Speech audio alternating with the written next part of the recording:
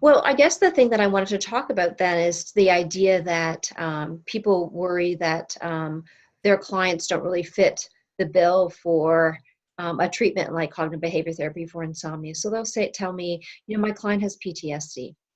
And so they're not sleeping well because of hypervigilance, for example. And if you can imagine trying to sleep when you're on guard, that would make it really difficult. And I agree.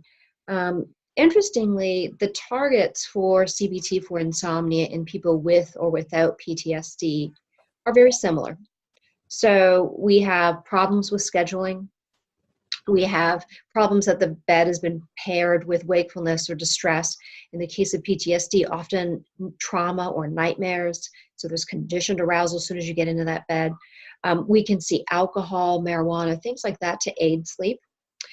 We can see hyperarousal as the bedtime approaches. Of course, in PTSD, we might see it more in the 24-hour period, but it's something that grows in the pre-sleep period. They both have beliefs about sleep that are unhelpful. So they are striving for sleep in sort of ways that are unhelpful, that actually increase anxiety and actually make it less likely you're going to be able to sleep. So all that said, and all that, we have to consider that PTSD, this is a group that CBT-I has been tested many, many times and works really well. But there are some ways in which they are different, and I think we need to be cognizant of that because we might have to adapt our treatment, our insomnia treatment in PTSD. So 3 of the ways I can think of that they are different is most people with insomnia spend excessive amounts of time in bed. That is generally not the case in PTSD. There's a lot more bed avoidance.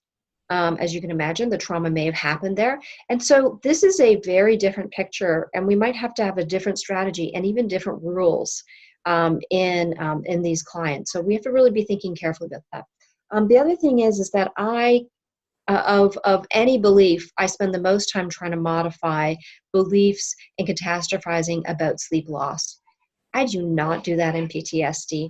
Most people with PTSD are actually ambivalent about sleep itself. And in fact, the idea of falling asleep creates such a feeling of vulnerability for them that they're ambivalent about the experience of sleepiness and about falling asleep. And if you have that ambivalence, it's going to be very difficult to fall asleep. So that's something we're going to target.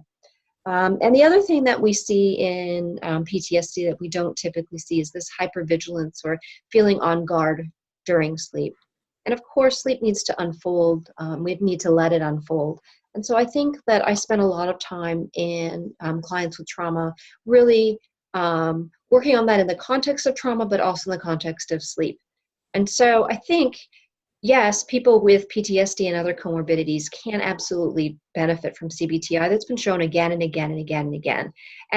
But can we just take our research trials and just deliver it exactly the same way in those clients?